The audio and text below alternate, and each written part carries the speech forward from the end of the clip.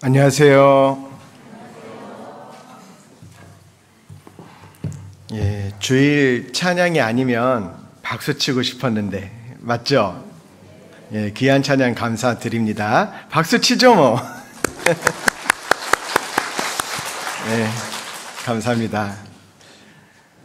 우리가 신앙생활을 하면서 늘 겸손해야 되잖아요. 성 어거스틴이 그리스도인이 갖춰야 될 세 가지 덕목에 대해서 말을 했는데, 첫째가 겸손이고, 둘째도 겸손, 셋째도 겸손. 그런데 우리가 겸손하지 않아도 될 때가 딱 한순간 있어요. 근데 그때도 겸손하면 좀 곤란합니다. 언제냐면 암송할 때. 암송할 때는 겸손히 고개를 숙이는 게 아니고 앞을 보시면서 암송하셔야 돼요. 왜냐하면 암송이 너무나도 큰 은혜이기 때문에 하나님의 말씀을 내 마음에 담는 방법이 암송이잖아요. 암송에 더 힘쓰시는 우리 김포교회 됩시다. 특별히 이번 주의 말씀 얼마나 은혜롭습니까? 갈라디아서 2장 20절. 우리 신앙생활의 시작이 되는 말씀이잖아요. 이 말씀은 반드시 암송하셔야 됩니다. 자, 다음 주에 제가 기대하겠습니다. 멀리 부산에서 제가 지켜보겠습니다. 같이 기도하고 시작하겠습니다. 살아계셔서 역사하시는 거룩하고 자비로우신 하나님 아버지, 주님의 크신 사랑과 은혜로 우리를 구원하여 주시고 그 은혜 위에 주님의 말씀이 귀하게 전해지는 우리 김포교회 안에서 신앙생활을 할 수 있도록 인도하여 주심을 감사드립니다. 주님 오실 날이 너무나도 가까이 있는 이때에 여기 있는 우리 식구들 한 사람도 떨어지지 아니하고 주님 오실 때에 모두 다 주님을 맞이할 수 있는, 기쁨으로 맞이하는, 후회함이 없이 맞이하는 우리 식구들 될 수 있도록 도와주시옵소서. 행여나 이 중에 아직 구원받지 못한 영혼이 있다면 주님께서 그것을 알게 하여 주시고 꼭 구원받을 수 있도록 도와주시고 인도하여 주시옵소서. 오늘 또 함께 모여있는 우리에게 주님의 말씀을 심어주시고 그 심겨진 말씀이 능력이 되어서 우리 신앙생활을 즐겁게, 힘들지만 고난 가운데 있지만 능히 극복하고 이겨낼 것이라는 믿음을 가지고 살아갈 수 있도록 도와주시고 우리 김포교회가 말씀이 역사하는 교회 될 수 있도록 도와주시옵소서. 오늘의 말씀을 통해서 사단 마귀가 우리를 어떻게 유혹을 하는지 그 계계를 잘 알고 지혜롭게 대처하며 주님이 주시는 힘으로 대처하는 우리 김포교회 될 수 있도록 오늘 말씀 가운데 주님께서 함께하여 주시고 역사하여 주시옵소서. 오늘도 이 시간 마땅히 함께 해야 되는데 여러 가지 사정 가운데 육신의 병이나 또 여러 가지 이유로 함께하지 못한 우리 지체들 주님께서 불쌍히 여겨주시고 빨리 치유하여 주시고 회복시켜 주셔서 주님의 몸된 교회에 늘 함께할 수 있도록 도와주시옵소서. 지금 또한 이 시간에도 주님의 귀한 복음의 말씀을 들고 해외 각처에 나가 있는 많은 선교사님과 그 가정 주님께서 지켜주시고 늘 하나님의 능력이 머물 수 있도록 도와주시옵소서. 특별히 몽골 다랑교에서 복음을 전하시는 정명교 선교사님 하루빨리 건강이 회복이 되어서 빨리 선교에 또한 힘쓸 수 있도록 도와주시옵소서. 오늘의 모든 시종일관을 주님께 의지합니다. 우리 구주 예수님 이름으로 감사하며 기도드립니다. 아멘. 오늘의 말씀은 마태복음 4장 1절부터입니다. 마태복음 4장입니다.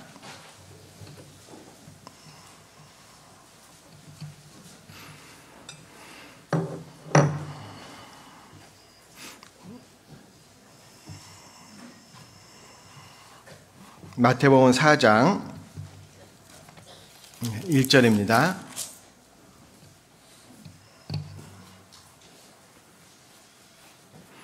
예, 4장 1절부터 11절까지 홀수절은 이쪽 1, 2분단 읽으시고요. 짝수절은 3, 4분단 읽으시고 그리고 마지막 11절은 같이 읽도록 하겠습니다. 그럼 홀수절부터 같이 읽겠습니다.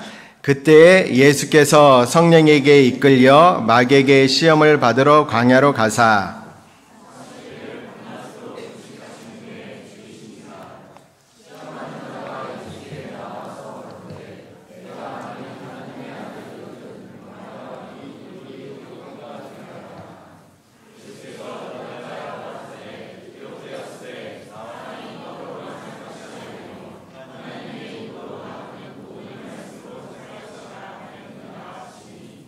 이에 마귀가 예수를 거룩한 성으로 데려다가 성전 꼭대기에 세우고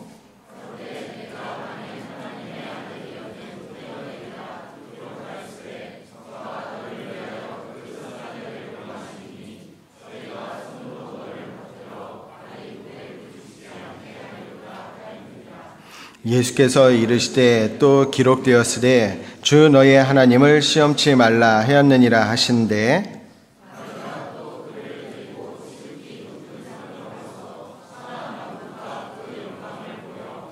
가로되 만일 내게 엎드려 경배하면 이 모든 것을 내게 주리라.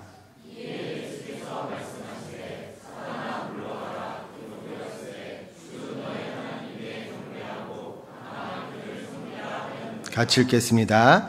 이에 마귀는 예수를 떠나고 천사들이 나와서 수종드니라.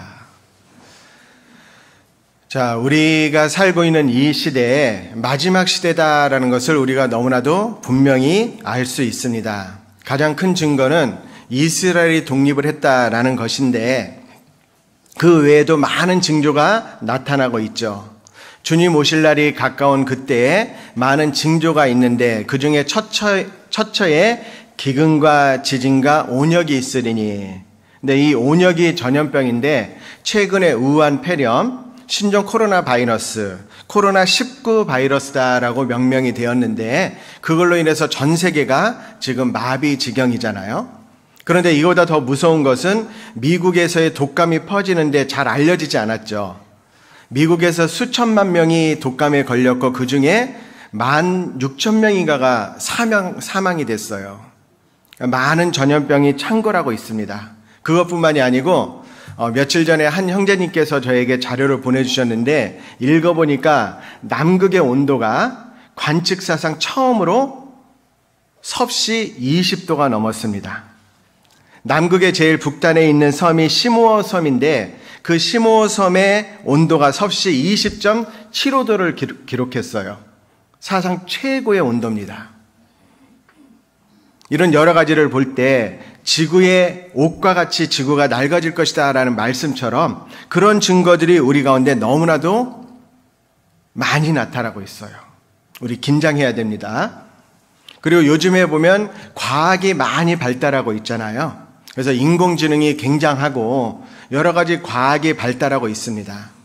그런데 과학이 발달해서 책들이 너무나도 홍수처럼 범람하고 많은 지식이 있는 우리 시대인데 이 과학이 발달하는 것보다 더 빨리 발달하는 게 뭔지 아십니까?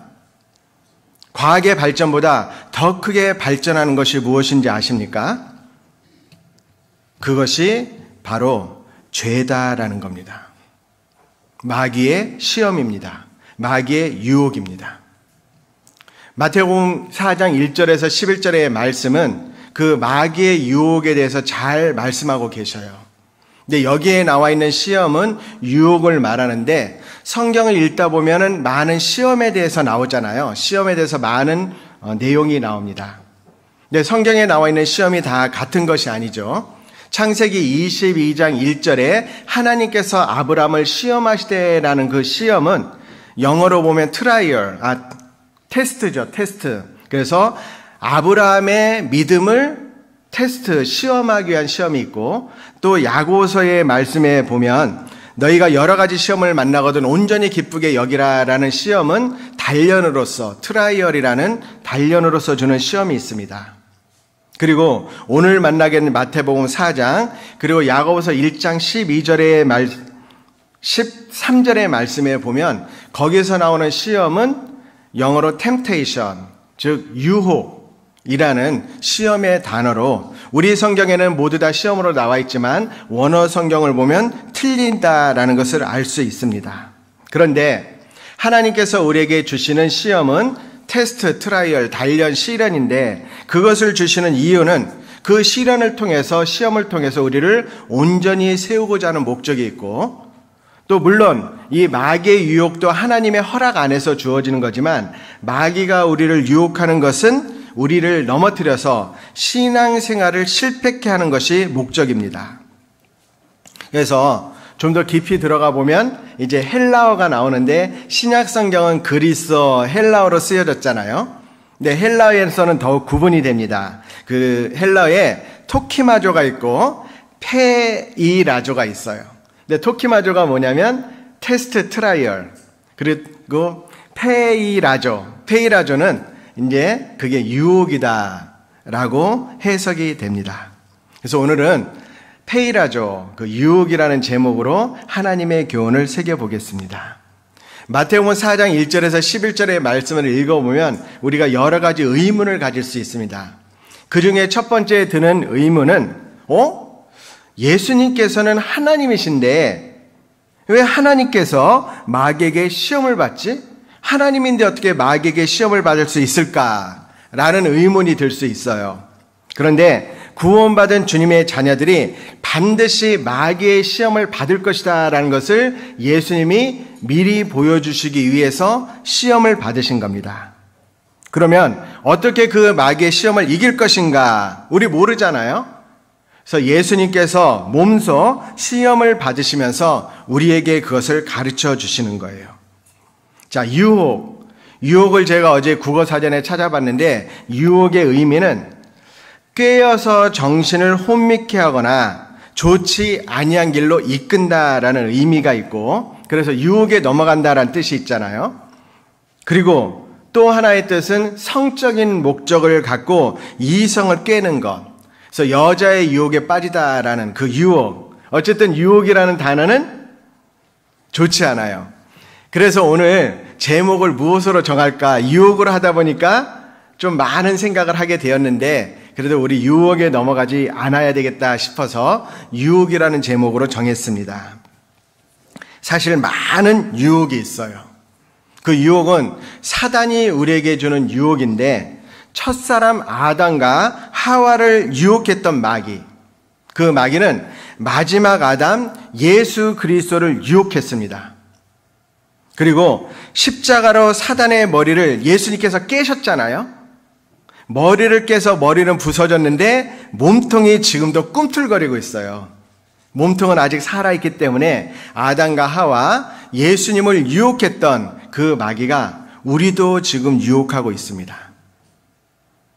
아담과 하와가 에덴 동산에 있을 때 유혹했죠. 그러니까 이 마귀는 어디에서든지 우리를 유혹할 수 있다라는 것. 우리 나니아 연대기를 기억하십니까? 나니아 연대기를 썼던 그리스도인 C.S. 루이스, 아마 구원받은 그리스도야라는 증거가 이제 그의 책을 보면 알 수 있는데, 그 C.S. 루이스가 쓴 너무나도 유명한 그리스도의 책이 또 하나 있습니다. 그게 뭐냐면 스크루테이프의 편지. 그 편지를 보면 스크루테이프라는 삼촌이 자기의 조카 웜우드를 어떻게 유혹하는지 그에게 보내는 편지의 내용이 나와 있잖아요. 근데 그것을 잘 읽어보면 마귀가 우리를 어떻게 유혹하는지를 잘 알 수 있거든요. 한 번쯤은 꼭 읽어봐야 될 그리스도인의 필독서다라고 할 수 있습니다. 자, 유혹이다라는 거 무섭죠. 에스키모인들이 늑대를 사냥하는 방법은 아주 잔인합니다. 에스키모인들이 어떻게 늑대를 사냥하냐면 칼날 있잖아요. 아주 날카로운 칼을 준비합니다. 그리고 거기에 짐승을 죽여서 짐승의 피를 바르는 거예요. 그러면 북극이니까 너무나도 추우니까 그게 곧 얼겠죠. 얼면 또 짐승의 피를 또 바릅니다. 또 얼립니다. 그것을 반복해서 그 칼날에 짐승의 피로 이렇게 둘러싸게 만드는 거예요. 그리고 그것을 이제 얼음 한 곳에 딱 묻어놓습니다. 그렇게 되면 이 바람에 피냄새가 쫙 날아가고 피냄새를 맡은 늑대가 달려오는 겁니다. 근데 그 피가 짐승의 피이기 때문에 날이 감춰져 있다라는 것을 늑대는 모르고 그것을 핥기 시작합니다. 계속 핥다 보면 피맛이 나고 계속 핥다 보면 칼날이 드러나죠. 그런데 이 늑대는 그 칼날을 느끼지 못하는 겁니다. 너무나도 춥기 때문에 혀가 감각을 잃어버리고 핥으면서 결국은 자기의 혀가 갈라지고 그래서 자기의 피가 흐르고 결론적으로 나중에는 자기가 자기 피를 먹는 겁니다. 그러다 보면 나중에 싸늘한 죽음으로 변한다라는 거예요. 참 잔인하죠. 그런데 이 에스키모인들이 늑대를 사냥하는 방법이 마귀가 우리의 신앙을 사냥하는 악랄하고 잔인한 방법과 유사합니다. 여러분, 우리는 이 늑대가 되어서는 안 됩니다. 이 사단의 괴계, 사단의 유혹은 감추어져 있고 사단의 유혹은 포장되어 있기 때문에 우리가 말씀으로, 믿음의 눈으로 우리가 경험하는 많은 현상을 바라보지 않는다면 우리는 단지 주변에 일어나는 일을 우연히 벌어진 것이다, 세상에서 내가 재수가 없어서 당한 것이다 라고 치부해버리고 마귀의 유혹을, 그 계계를 발견할 수 없는 겁니다.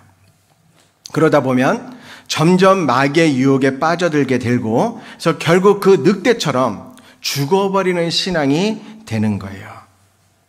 그것이 너무나도 무섭기 때문에 예수님께서 공생애를 시작하실 때 이 사단의 시험을 받는 것으로 공생애를 시작하신 겁니다. 만약에 예수님께서 육체를 입지 않으셨다면 이 시험을 당연히 받지 않으셨죠. 또 예수님께서 하나님이시기 때문에 이 시험을 당연히 받아야 될 이유는 없습니다. 근데 예수님이 육체를 입고 이 땅에 오셔서 시험을 받으신 것은 인류를 대표해서 받으신 것이고, 그래서 그 시험에서 이기신 것을 통해서 우리도 또한 이 시험을 이길 수 있다라는 것을 배울 수 있습니다. 그리고 예수님은 그 시험을 능히 이기셨잖아요. 아, 하나님이시구나라는 것을 또한 우리에게 보여주시는 거예요. 그러면 하나님께서는 왜 하나님의 자녀들에게 그 유혹을 허락하실까? 여러 가지 이유가 있겠지만 한 3가지를 생각해 보겠습니다. 첫째는 사단 마귀의 주장이 틀렸다라는 것을 증명하기 위해서 자녀들에게 유혹을 허락하신 거예요. 욥기 성경을 보면 사단이 욥을 송사했습니다. 하나님, 마귀가 말하죠. 하나님께, 하나님, 욥이 하나님 사랑해서 섬기는 줄 아십니까? 아닙니다. 하나님이 욥에게 물질도 주시고 건강도 주시고 자식도 주시고 좋은 환경을 주셔서 돈이 있어서 헌금하는 거고 시간이 남으니까 경배하고 하나님을 사랑해서 경배하는 게 아닙니다. 욥의 동기가 그게 아닙니다라고 참수한 거예요. 그때 하나님께서 그러면 욥의 모든 것을 뺏어봐라 허락하시죠. 그래서 욥의 모든 것을 앗아가는 것을 허락하셨죠. 단 욥의 생명만은 취하지 못하게 하셨습니다. 자, 하나님의 허락하심 안에서 이루어진 시험이었죠. 그런데 욥은 그것을 이겨냈어요. 그리고 사단의 주장이 거짓이다라는 것을 증명했습니다. 왜 하나님께서 우리에게 유혹을 허락하시죠? 그 유혹으로 인해서 능히 그리스도인이 넘어지지 않을 것이다라는 것을 증명하고 싶으신 거예요. 또 하나님께서 우리에게 시험을 허락하시는, 유혹을 허락하시는 이유는 주님의 자녀들이 반드시 그 유혹을 이길 줄을 아시기 때문에. 고린도전서 10장 13절의 말씀 아십니까? 사람이 감당할 시험 밖에는 너희에게 당한 것이 없나니 오직 하나님은 미쁘사 사람이 감당하지 못할 시험 당함을 허락지 아니하시고 라는 말씀이 있잖아요. 그 말씀처럼 사람이 감당 못할 시험 당함을 허락지 아니하시고 하나님은 우리에게 감당하지 못할 시험 당함을 허락지 아니하신다. 또한 시험 당할 즈음에 피할 길도 주신다라는 것을 보여주시기 위해서 그 시험을 허락하십니다. 또 그 유혹을 허락하시는 이유의 3번째를 보면 우리에게 영광을 주시기 위해서예요. 구원은 완전한 주님의 은혜로 거저 주시는 것이지만 영광은 거저 주어지는 게 아닙니다. 영광은 반드시 시험을 통과해야만 주어지는 상급입니다. 그래서 그러한 이유 때문에 자녀들에게 시험과 유혹을 허락하십니다. 왜? 영광을 주시기 위해서. 그렇다면 우리가 알아야 될 게 있죠. 신앙생활 가운데 우리도 반드시 시험과 유혹을 만나게 된다. 그런데요, 두려운 것은 그 유혹에 쉽게 빠져들어가기 쉽다라는 것. 우리는 작은 일상생활 속에서 유혹을 받잖아요. 깜깜한 밤에 이제 늦게 끝나고 집에 갔어요. 근데 주차할 때 좁은 공간을 빠져나오다가 옆차를 긁고 났어요. 연락처를 남길까? 그냥 갈까? 그런 유혹에 사로잡힐 때가 있지 않으십니까? 아닌가 봐요? 또 바쁜 일상생활 속에서 저기까지 가서 유턴해야 되는데 아무 차도 없네? 여기서 유턴하면 금방인데. 그래서 빨리 신호 위반을 하고 유턴하는 경우, 우리가 그런 작은 것을 받아들이기 시작하잖아요. 그럼 그것을 용납하는 것이 습관화가 되어서 나중에는 바늘도둑이 소도둑이 된다라는 것처럼 큰 죄를 짓게 되는 시작이 되는 거예요. 슈퍼마켓에 갔는데 내가 10,000원짜리를 내고 물건을 사서 5,000원짜리를 샀는데 그 점원의 실수로 95,000원을 받을 때 고민 안 하세요?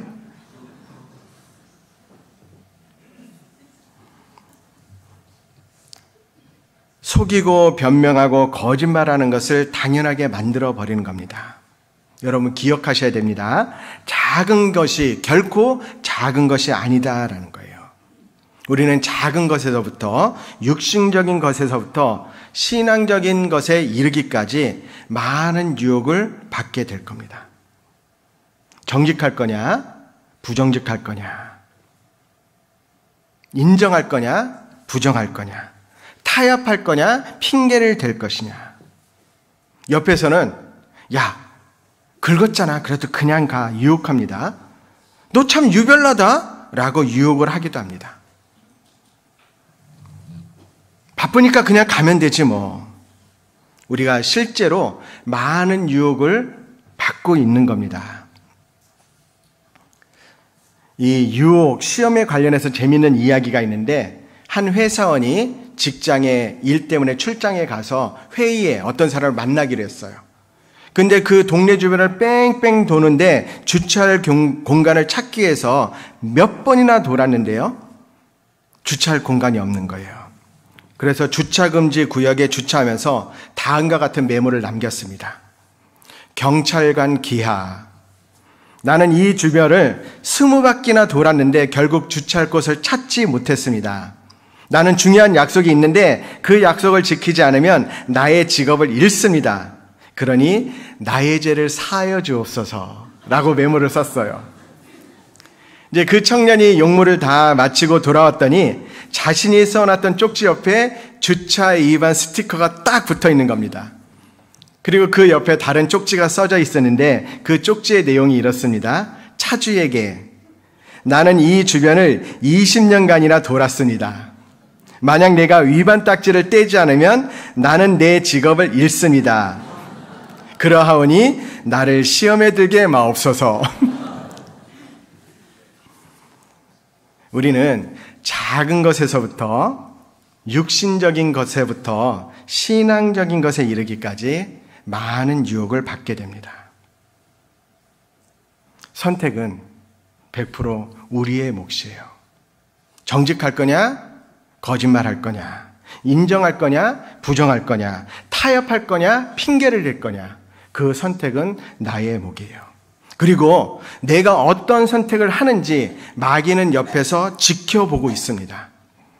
작은 것에서 선택하고 결정하는 우리의 습관을 보게 될 것이고, 만약에 우리가 마귀와 타협하는 유혹에 넘어가는 선택을 할 때마다 마귀는 좀 더 큰 유혹을 우리에게 준비하고 그리고 그 유혹을 하게 될 겁니다. 그래서 결국 베드로처럼 3번이나 그리스도를 부인하게 되는 그런 안타까운 현실도 경험할 수 있을지 몰라요. 그래서 마태복음 4장을 배우는 이유는 우리 신앙생활에 있어서 아주 중요한 것입니다. 자, 그럼 마귀는요, 마태복음 4장을 통해서 보면 언제 우리를 유혹할까? 마귀가 언제 예수님을 유혹하기 시작했습니까? 40일 밤낮 줄이신 그때 사단은 유혹했어요. 자, 2절 말씀에 보면 40일을 밤낮으로 금식하신 후에 줄이신지라. 예수님도 이 땅에 육신을 가지고 오셨기 때문에 우리와 똑같은 성정을 가지신 분입니다. 굶으시면 배고프고 또 못 마시면 목마른 그 느끼는 것을 똑같이 하시는 거예요. 여러분 배고픔 경험해 보셨어요? 진짜 배고프다라는 거. 저는 주로 중고등학교 때 배고픔을 많이 경험했습니다. 이제 많은 분들이 저는 참 유복하게 자랐을 것이다 라고 생각하는데 사실은 그렇지 않아요. 고등학교 때 특히 많은 어려움이 있었는데 학교 딱 끝나고 정문으로 나오면 빚쟁이가 저를 기다리고 있었어요.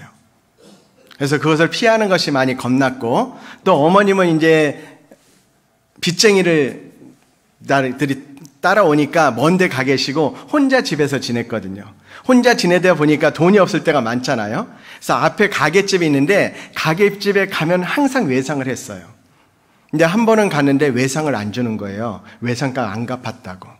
집에 먹을 게 없습니다. 도대체 어떻게 할까? 그래서 집에 구석구석을 너무 배고프니까 구석구석을 찾아다니면서요. 딱 보니까 당면이 있는 거예요. 당면, 마른 당면. 그래서 그 당면을 끓여가지고 간장을 넣어서 먹고 만약에 그 당면이 없었다면 제가 도둑질을 하지 않았을까? 제가 좀 키가 큰 편은 아닌데 그래도요 학교에 가면 되게 용감해졌어요. 점심 때 애들 밥을 뺏어 먹었거든요. 살기 위해서. 참 부끄러운 과거인데 이 배고프다라는 것은 사람의 가장 기본적인 욕망이잖아요. 근데 40일 밤낮 줄이셨다라는 것. 여러분 줄였을 때 마귀가 시험한다라는 거예요. 그럼 이 상황을 우리 개인적으로 적용시킨다면 언제일까요? 우리가 줄였을 때, 많이 줄였을 때 무엇에? 말씀에 줄이고 기도에 줄이고 교제에 줄이고 봉사에 굶주렸을 때 그때 사단은 우리를 찾아옵니다. 출애굽한 이스라엘 백성이 약 200만 명이 40년 광야 생활을 했어요. 신명기 25장에 보면 피곤한 틈을 타서 처진 무리를 아말렉 족속이 쳐 죽이는 장면이 신명기 25장에 나오잖아요. 근데 그 무리가 행진할 때 뒤에 처진 무리가 있었어요. 그 처진 무리를 아말렉 족속, 육신의 그림자인데 쳐서 죽이잖아요. 왜 쳐졌을까요? 만나를 제대로 먹지 않아서 힘이 빠져서 처진 거예요. 굶주렸을 때 기억하십시오. 반드시 마귀는 공격해요. 말씀에 줄이고 기도에 줄이고 교제에 줄이고 봉사를 게을리할 때 마귀는 반드시 우리를 유혹한다라는 것을 기억하셔야 됩니다. 그리고 마귀는 언제 유혹하냐면 우리에게 어렵고 힘든 상황이 벌어질 때 유혹하는 거예요. 정말 힘들고 어려운 상황이 올 때 어떤 유혹이 왔죠? 교제생활 가운데, 신앙생활 가운데 너무 힘든 거예요. 견딜 수 없는 거예요. 그럴 때 오는 유혹이 있어요. 떠나고 싶은 거예요. 떠나고 싶은 유혹이 옵니다. 때로는 심지어는 구원받은 것을 후회하는 유혹이 우리 마음에 올라오기도 해요. 내가 괜히 구원받았나 보다. 또 내가 괜히 이 봉사를 시작해서. 자, 마태복음 4장 표시해 두시고요. 사도행전 13장 13절입니다.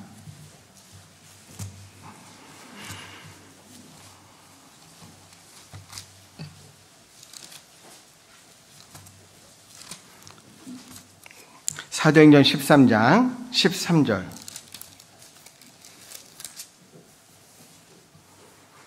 네, 같이 읽겠습니다. 바울과 및 동행하는 사람들이 바보에서 배 타고 밤빌리아에 있는 버가에 이르니 요한은 저희에게서 떠나 예루살렘으로 돌아가고. 자, 버가에서 안디옥까지 이렇게 쭉 가기 위해서는 타우루스 산맥이라는 아주 험난한 산을 넘어가야 됩니다. 그 산을 넘다 보면 많은 사람들이 죽기도 하고 또 도둑의 많은 위험이 있었던 거예요. 이것을 알고 마가는 돌아갑니다. 마가가 그것을 두려워해서 돌아간 거예요. 이것이 계기가 되어서 바울과 바나바가 서로 싸우잖아요. 그리고 바울과 바나바가 갈라서는 계기가 됩니다. 바나바의 생질 마가, 그 마가의 다락방, 성경에 많이 나오는 인물인데, 물론 이 마가의 대단한 것은, 훌륭한 것은 그렇게 세상으로 돌아갔지만 다시 회개하고 돌아와서 주님의 복음을 위해서 살았다라는 거예요. 근데 디모데후서 4장 10절에 보면 대마는 이 세상을 사랑하여 나를 버리고 데살로니가로 갔고, 대마란 사람이 있죠. 여러 해 동안 바울이 고난받고 핍박받을 때 함께 동행했던 대마. 마지막까지 참지 못했어요. 바울이 로마에 1차 투옥되고 그때까지는 대마가 함께 했는데 이 형 집행이 잠깐 풀어지고 그리고 나서 2차 투옥되기까지 더 이상 못 참겠다. 언제까지 내가 이 고생을 하냐. 그래서 대마는 세상을 사랑하여 데살로니가로 갔다. 그 고난을 끝까지 견디지 못한 겁니다. 우리도 동일합니다. 너무나도 어렵고 힘든 상황이 되면 떠나고 싶은 유혹이 올라오는 거예요. 힘들고 어려울 때 떠나고 싶은 유혹을 우리는 만나게 됩니다. 롯의 동서 오르바가 그랬습니다.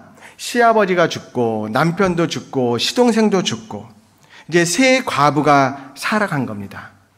근데 그때 나오미가 어땠죠? 도저히 이제 못 참겠다. 나는 우리 고향 이스라엘로 돌아가겠다. 너희들은 룻과 오르바에게 너희들은 고향으로 가서 개가해라. 새로운 삶을 살아라. 오르바는요, 못 이기는 척하고 가버립니다. 근데 룻은 끝까지 시어머니의 하나님이 내 하나님이십니다. 끝까지 함께합니다. 그리고 그 결과 마태복음 1장에 예수님의 족보에 들어가는 영광을 얻었잖아요. 그런데 우리는 힘들 때 오르바처럼 떠나고 싶은 유혹을 받게 됩니다. 그거 유혹이에요.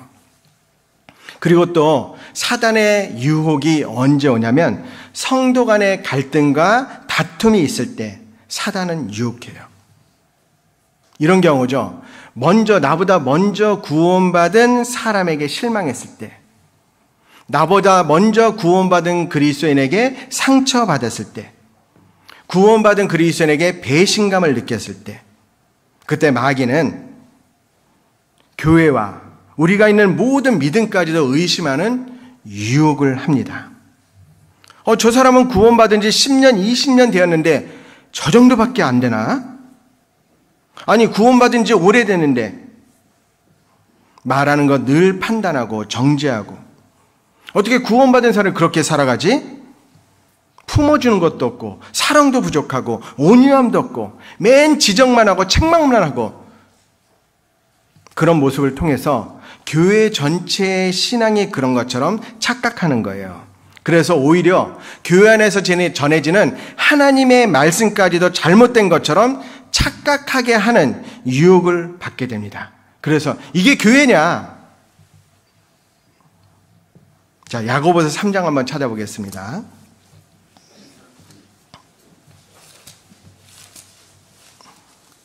(3장) 14절입니다.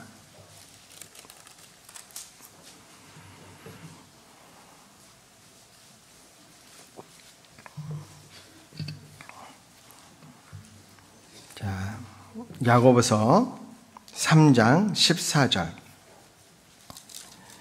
그러나 너희 마음속에 독한 시기와 다툼이 있으면 자랑하지 말라. 진리를 거스려 거짓하지 말라. 이러한 지혜는 위로부터 내려온 것이 아니요 세상적이요 정욕적이요 마귀적이니 시기와 다툼이 있는 곳에는 요란과 모든 악한 일이 있음이니라. 여기에 보면 교회 안에 성도 간의 시기, 다툼 있을 수 있죠. 근데 그런 것은 위로부터 내려온 것이 아니다라는 겁니다. 세상적이요, 정욕적이요, 마귀적이다라는 거예요. 내 마음의 시기, 내 마음의 상처, 내 마음의 다툼이 있으면 기억하십시오. 그거는 사단이, 마귀가 나를 유혹하고 있다라는 빨간 신호등 불이 들어온 하나님의 경고예요. 단순하게 우리 육신의 눈으로 보이는 것으로 받아들이면 안 됩니다. 그렇게 받아들이면 마귀가 우리를 유혹하는 거예요. 그래서 마음속에 이런 생각이 들죠. 정말 사랑만 하는 교회 없을까? 판단하지 않고, 정죄하지 않고, 시기하지 않고, 다투지 않고, 서로 사랑만 하는 교회는 없을까? 여러분, 그런 교회가 있다라고 해보죠. 그러한 교회에 자기가 가면 완전해질까요? 그런데 괜히 마음속에 방황하고 그러한 교회를 찾고 싶은 유혹을 받는 겁니다. 그 결과 점점 교회에서 멀어지고 봉사에서 멀어집니다. 그래서 우리가 생각해야 될 것은 그렇기 때문에 먼저 구원받은 사람의 말과 행실이 중요한 거예요. 나의 말 한마디, 행동 하나하나가 한 사람의 신앙을 세워줄 수도 있지만 한 사람의 신앙을 넘어지게 할 수도 있다라는 겁니다. 그 사람은 차라리 연자맷돌을 메고 바다에 들어가는 것이 낫다라고 말씀하셨어요. 그만큼 책임이 중하다라는 것을 하나님이 말씀하시는데 내가 그러하지 않은가 우리 자신을 돌아봐야 됩니다. 그리고 내가 어떠한 사람이 되어야 되는지 기도의 제목을 주시는 거예요. 우리에게 필요한 것은 사랑입니다. 사랑이 사람을 변화시킵니다. 그래서 사실 우리보다 먼저 구원받은 사람들의 합당하지 못한 모습들을 보게 된다면 판단하지 말고 그러한 사람을 위해서 기도해 주는 거예요. 여러분, 교회는 사랑을 받기 위해서 오나요? 사랑을 실천하기 위해서 오나요? 물론 둘 다죠. 그런데 주님께 받은 사랑이 너무나도 크고 놀랐기 때문에 그 사랑을 먼저 실천하러 온다라는 것을 기억하셔야 돼요. 정죄하고 판단하고 시기하고 다투는 것은 요란한 일만 만들어낼 뿐입니다. 혹시라도 나의 마음 가운데 그러한 다툼, 사람으로 인한 상처, 사람으로 말미암은 갈등, 그리고 배신감이 남아있다면 기억하세요. 사단이 나를 유혹하고 있다라는 겁니다. 그리고 또 이 마귀가 언제 우리를 유혹하죠? 우리가 가난할 때, 이 가난과 고통이 길어질 때입니다. 사업이 망했어요. 내가 보증을 잘못 써서 다 잃어버렸어요. 때로는 사고로 건강까지 잃어버리고 가정적으로 신앙적으로 많은 불화와 어려움이 생길 때, 그럴 때 처음에는 믿음으로 받아들이잖아요. 이거는 하나님의 선하신 목적이 있을 거야. 그래서 나에게 허락하신 고난이야. 그런데 그것이 1년, 2년, 5년, 10년 지나면 그 믿음이 없어져요. 그리고 하나님, 왜 나에게는 이 고통, 이 아픔을 허락하십니까? 왜 내 기도는 들어주시지 않습니까? 하나님의 허락하심이다라고 믿었던 신앙이 고난과 아픔이 길어지면 그 마음이 흔들리고 바뀔 수 있어요. 욥이 그랬잖아요. 그 욥의 고난, 아픔이 길어지니까 불평과 원망과 유혹이 생긴 거잖아요. 자, 욥기 찾아볼까요? 욥기, 시편 앞에 욥기 3장 11절입니다.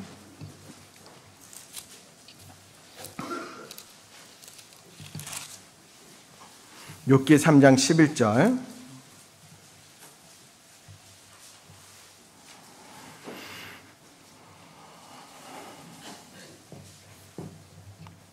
(3장 11절 12절) 같이 한번 읽겠습니다. 어찌하여 내가 태에서 죽어나오지 아니하였던가? 어찌하여 내 어미가 낳을 때 내가 숨기지 아니하였던가? 어찌하여 무릎이 나를 받았던가? 어찌하여 유방이 나로 빨게 하였던가? 쉽게 말하면 내가 왜 태어났나? 또 20절입니다. 20절도 같이 읽겠습니다. 어찌하여 공고한 자에게 빛을 주셨으며 마음이 번뇌한 자에게 생명을 주셨는고. 차라리 나를 죽여주시지 왜 나를 살려주셔서 이런 고통을 겪게 하시는가? 여러분, 이러한 마음을 가져본 적 없으세요? 하나님 차라리 나 데려가 주세요. 하나님 차라리 나를 죽여주세요. 나도 모르게 이러한 마음이 올라올 때가 있어요. 왜 그렇죠? 고통과 아픔이 길어지면 은혜를 보는 눈이 어두워지고 고통만 보는 눈이 밝아지는 겁니다. 그래서 욥기 3장 26절에 보면 평강도 없고 안온도 없고 안식도 없고 고난만 임하였구나. 그런데 어찌 욥에게 고난만 있었습니까? 아니죠. 욥은 동방에서 가장 부유한 사람이었습니다. 그런데 고통과 고난이 길어지니까 하나님이 과거에 나에게 주신 은혜와 사랑이 없어지고 나에게 지금 있는 고난만 보이는 겁니다. 사람이 부정적으로 바뀝니다. 없는 것만 보이는 거예요. 달라고만 기도합니다. 내가 하나님께 무엇을 드리고자 하는 것이 아니고 감사의 기도가 사라집니다. 여러분, 우리 신앙생활 하면서 아직도 해결되지 않은 문제가 있죠. 남편의 신앙, 자식의 신앙, 경제적인 문제, 건강적인 문제, 가정적인 불화 문제, 정신적인 고통, 직장에서의 갈등, 많은 문제가 있어요. 그러나 그것이 길어진다 할지라도 기억하셔야 합니다. 그때 마귀가 우리를 유혹할 수 있습니다. 또 마귀가 언제 우리를 유혹하냐면 내게 주어진 많은 일들이 내 능력 밖의 일들이다라고 생각되어질 때 마귀가 우리를 유혹할 수 있어요. 이거는 내가 도저히 감당 못하겠다. 감당 못할 일이라고 느껴질 때. 그때 어떤 유혹이 오죠? 이거 포기하고 싶다. 관두고 싶다. 라는 유혹. 다 놔버리고 싶다. 너무 고통스럽고 답답하다. 그런 유혹을 받게 되는 겁니다.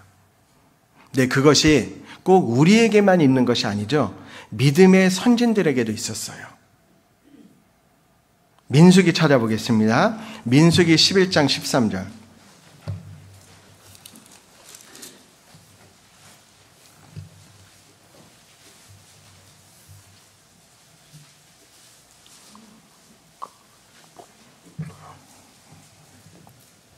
민수기 11장 13절. 13절 제가 읽고 14절 여러분이 읽고 15절 같이 읽도록 하겠습니다. 이 모든 백성에게 줄 고기를 내가 어디서 얻으리이까? 그들이 나를 향하여 울며 가로되 우리에게 고기를 주어 먹게 하라 하온즉.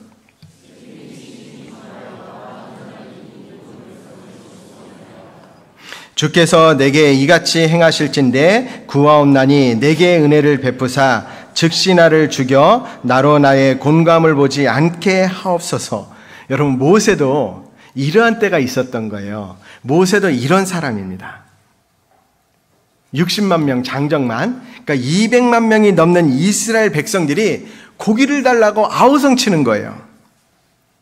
모세는 절망에 빠졌어요. 내가 어떻게 이 많은 사람에게 고기를 주냐라는 거죠. 하나님 차라리 나 죽여주세요. 내 능력, 내가 감당하지 못하는 능력일 때 현실 도피의 유혹이 생깁니다. 하나님의 역사를 믿음으로 바라보기보다는 사라지고 싶은 거예요. 이 환경을 내가 어떻게 바꿀 수 있냐라는 겁니다. 어떻게 이렇게 200만 명이나 되는 백성에게 고기를 줄 수 있느냐. 우리가 신앙생활 하다가 봉사하다가 그 모든 것이 짐으로 여겨질 때 우리에게 이런 마음이 올라올 수 있습니다. 그러면 신앙이 은혜가 아니라 짐으로 여겨져요. 다 책임져야 한다라는 중압감이 가중될수록 현실 도피의 유혹을 받는 겁니다. 모든 것이 다 싫다. 오히려 나를 위해서 기도해 주는 것조차도 싫다. 그럴 수 있죠. 그럴 때 마귀의 유혹이 올 수 있어요. 그리고 또 언제 마귀의 유혹이 올 수 있습니까? 신앙생활 하면서 내가 기대했던 것과 전혀 다른 결과를 보게 될 때 낙심하고 좌절하는 유혹을 받게 됩니다. 하계수영에 갔어요. 이번에는 남편이 어머니가 구원받을 줄 알았는데 못 받은 거예요. 갑자기 사랑이 식어지고 전도하기 전에 하계수영에 가기 전에 우리 어머니 우리 남편 하다가 딱 끝나면은 막 원수를 보듯이 쳐다보고 또 해야 되나 머뭇거리게 되고 두려움의 유혹이 생길 수 있잖아요. 아니 내가 정말 열심히 했고 기대했는데 그 기대와 다른 결과가 나올 때 마귀가 유혹할 수 있어요. 여러분 엘리야도 그랬습니다. 열왕기상 찾아보겠습니다. 열왕기상 19장입니다. 19장 3절.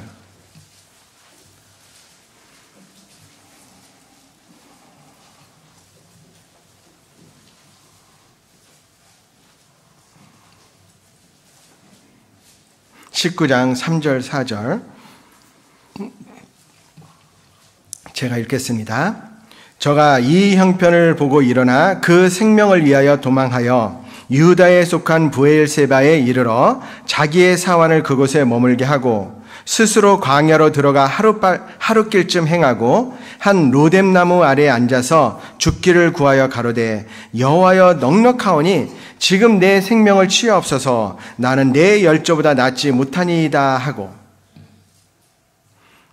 여러분 불말과 불병거를 타고 승천했던 엘리야의 기도예요. 어떤 기도죠? 죽여달라는 거예요. 충분합니다. 이제 죽여주세요. 도대체 믿음의 선진 그 엘리야가 죽여달라는 거예요.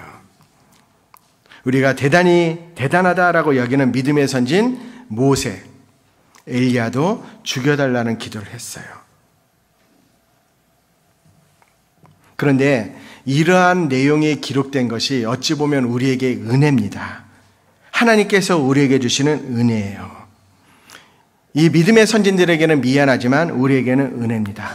아, 이렇게 훌륭한 분들에게도 이러한 마음이 있을 때가 있었구나.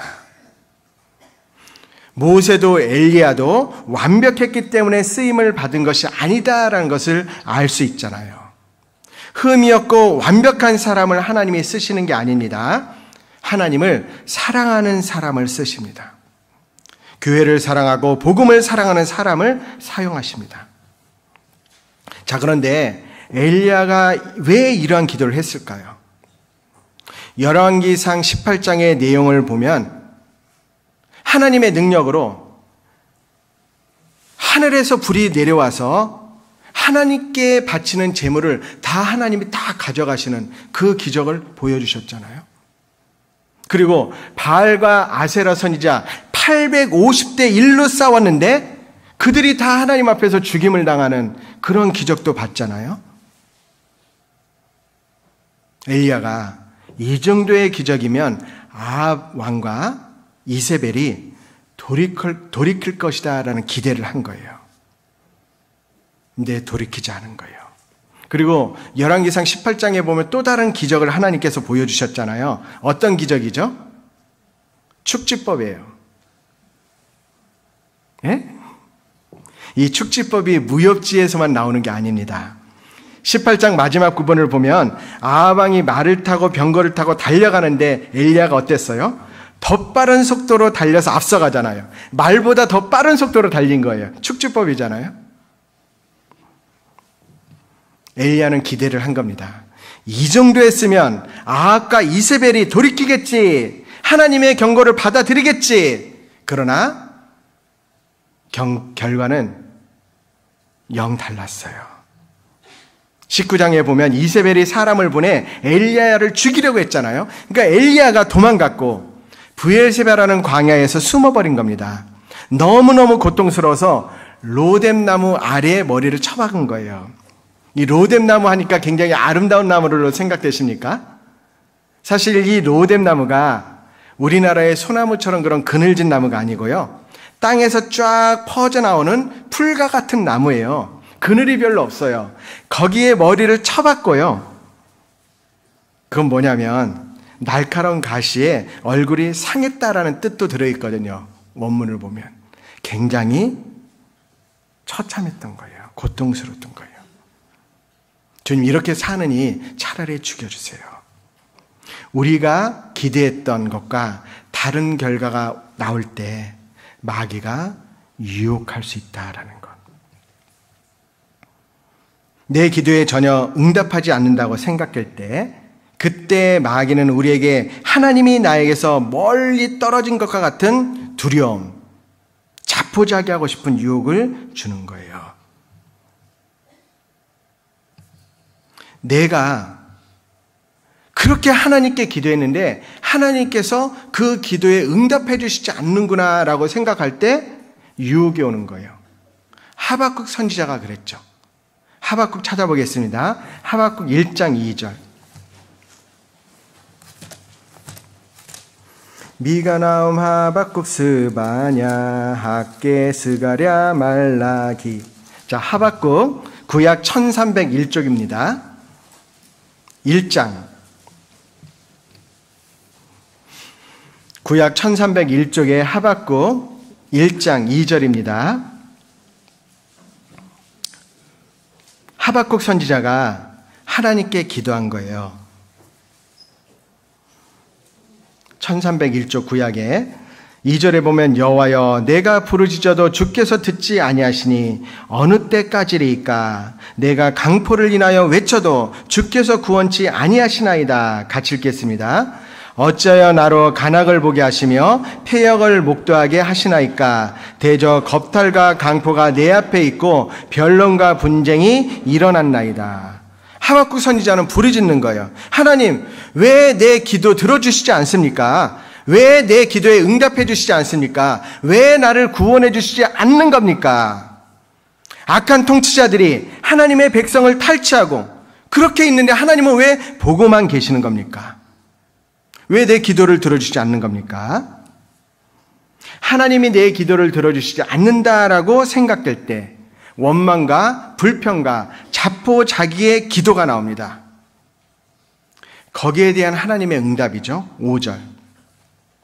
여호와께서 가라사대 너희는 열국을 보고 또 보고 놀라고 또 놀랄지어다. 너희 생전에 내가 한 일을 행할 것이라. 혹이 너희에게 고할지라도 너희가 믿지 아니하리라. 5절 이후의 말씀을 보면 하나님은 하박국 선지자의 기도에 침묵하신 것이 아니고 하나님은 그 기도를 듣고 응답하고 계셨던 거예요.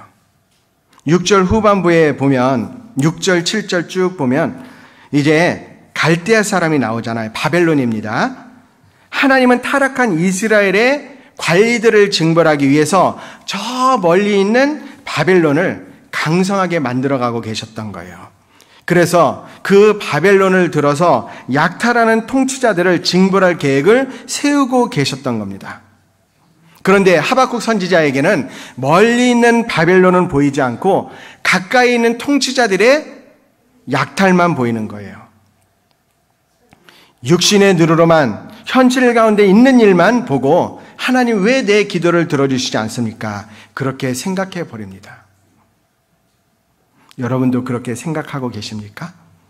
하나님이 내 기도 안 들어주신다고 생각하십니까? 그렇지 않다라는 거예요. 하나님이 저 멀리 내 기도를 들어주시고 움직이고 계시고 들어주십니다. 바벨론을 강하게 만들어 그들을 들어서 이스라엘의 나쁜 통치자들을 징벌할 계획을 갖고 계셨던 거예요. 하나님은 응답 중이셨지만 하박국 선지자는 믿음의 눈이 가려져서 그것을 보지 못한 겁니다. 하나님이 정말 우리의 기도 안 들어주실까요? 그렇지 않습니다. 요한복음 14장 14절에 내 이름으로 무엇이든지 내게 구하면 내가 시행하리라. 주님의 약속입니다. 그리고 여러분, 사단이 언제 우리를 유혹하죠? 우리가 하나님이 하시는 일이 이해되지 않을 때, 내 상식, 내 수준, 내 믿음으로 하나님의 하시는 일에 이해되지 않을 때 불순종의 유혹을 받는 겁니다. 13절 볼까요? 1장 13절에 주께서는 눈이 정결하심으로 악을 참아보지 못하시며 패역을 참아보지 못하시거늘 어찌하여 괴유한 자들을 방관하시며 악인이 자기보다 의로운 사람을 삼키되 잠잠하시나이까. 하박국 선지자를 보잖아요. 도대체 하나님이 하시는 일이 이해되지 않는 거예요. 왜냐하면 이스라엘의 그 간악한 사람들을 심판하는데 더 악한 바벨론을 가지고 심판하십니까? 하나님의 선민이와 하나님의 성민이 이스라엘을 어떻게 저 이방 민족이 심판하게 하십니까? 이해되지 않는 거예요. 하나님께 기도를 들어달라고 했더니 어떻게 바벨론 이방인들을 들어서 하나님의 백성을 징벌하십니까? 어떻게 악인을 들어서 의인을 징벌하십니까? 하나님이 하시는 일이 이해가 되지 않는 겁니다. 왜 그렇게 하시죠? 왜 하나님이 이 방법이어야 됩니까? 그러니까 순종이 안 되는 거예요. 하나님이 하시는 일이 다 이해되지 않습니다. 여러분, 왜 우리가 하나님께 순종합니까? 이해되어 순종하는 게 아니에요. 우리는 믿기 때문에 순종합니다. 하나님이 선하시다는 사실을 믿기 때문에 이해되지 않지만 우리는 순종해요. 하나님은 인자시다라는 사실을 우리가 믿기 때문에 내 고난이 길어져도 이해되지 않아도 왜 하나님이 굳이 이런 방법을 쓰시는지 이해는 안 되지만 우리는 믿어요. 그래서 순종하는 겁니다. 요나가 대표적인 예입니다. 너희 대적 아수르 니느웨에 가서 전도하라. 성경에는 자세히 나와 있지 않지만 아수르라는 나라가 어떤 나라인지 아십니까? 한 나라를 정복해 버리면 그 나라에 침략해서요, 그 사람들의 두 팔과 두 다리를 다 잘라버려요. 그리고 새꼬창이를 항문에 찔러서 이까지 통과시켜가지고 말려서 죽여요. 사람들의 목을 잘라가지고 그 머리로 피라미드처럼 쌓아놓은 그 민족. 가죽을 다 벗기는 그런 극악무도한 나라에 가서 복음을 전하라는 거예요. 요나가 그냥 아무 생각이 없어서 복음을 전하러 가지 않은 게 아니라고요. 그런데 그렇게 잔인한 민족에게 가서 전도하라. 이해가 안 되는 겁니다. 그래서 니느웨로 안 가고 어떻게 그런 나라에 복음을 전합니까? 다 싫습니다. 그래서 다시스로 그렇게 도망간 거라고요. 이해가 안 돼서 불순종했죠. 여러분, 우리는 이해가 안 되지만 우린 믿을 수 있어요. 그래서 순종하는 겁니다. 우리가 자주 넘어지고 우리 신앙이 변화되지 않을 때 그때 어떤 유혹이 올 수 있어요. 어떤 유혹이죠? 이거 하나 깨달으면 신령해진다라는 유혹이 올 때도 있어요. 그런 거짓 유혹을 받게 됩니다. 자기가 변화되지 않을 때 마귀는 그런 유혹을 할 수 있죠. 사단은 반드시 그러한 사람을 찾아가요. 변화되지 않는 자기 모습 때문에 몸부림치는 그 사람에게 사단은 거짓 교리를 가지고 나타나게 될 겁니다. 이것 하나만 깨달으면 죄를 통제할 수 있다라고. 죄 안 짓게 된다. 이거 모르기 때문에 구원받은 지 수십 년이 되었어도 변화되지 않는 거다. 그런데 성경은 그것이 거짓이다라고 분명히 말씀하고 있습니다. 자, 고린도전서 3장입니다.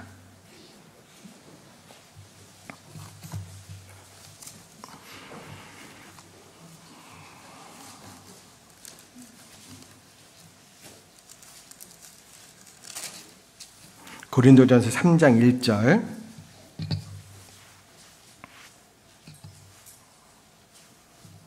형제들아, 내가 신령한 자들을 대한과 같이 너희에게는 말할 수 없어서 육신에 속한 자 곧 그리스도 안에서 어린아이들을 대한과 같이 하노라. 내가 너희를 젖으로 먹이고 밥으로 아니하였노니 이는 너희가 감당치 못하였음이거니와 지금도 못하리라. 같이 읽겠습니다. 너희가 아직도 육신에 속한 자로다. 너희 가운데 시기와 분쟁이 있으니 어찌 육신에 속하여 사람을 따라 행함이 아니리요. 자, 거짓된 교리로 신앙을 무너뜨리고 넘어뜨릴 때 대부분의 마귀가 쓰는 방법이 교회 안에 많은 문제를 폭로시키는 겁니다. 구원받고 10년이 되었고 20년 된 사람이 그렇게 사는데 그게 신앙이냐? 교회 안에 이런 문제들이 있는데 그게 교회냐? 거짓 선생, 미혹게 된 사람들이 그런 방법으로 사람들의 마음을 흔들어놔요. 성경은 분명히 말씀하십니다. 자, 고린도 교회에 얼마나 많은 문제가 있었죠?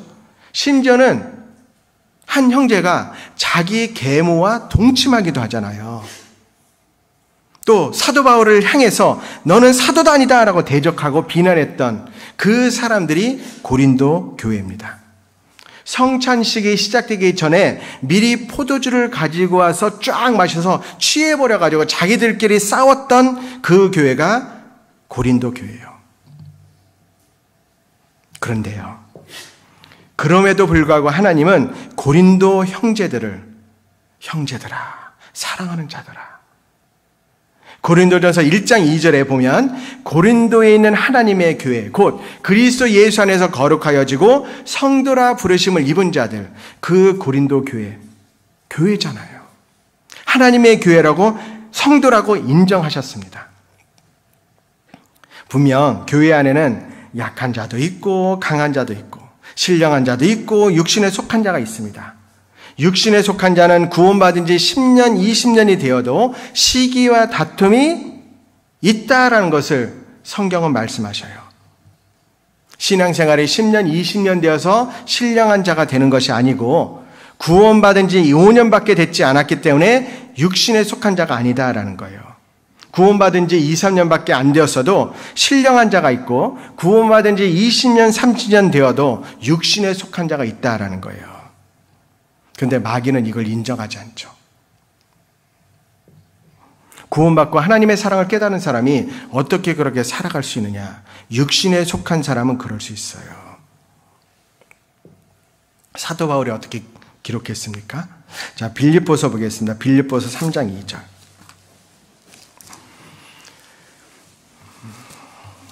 빌립보서 3장 2절.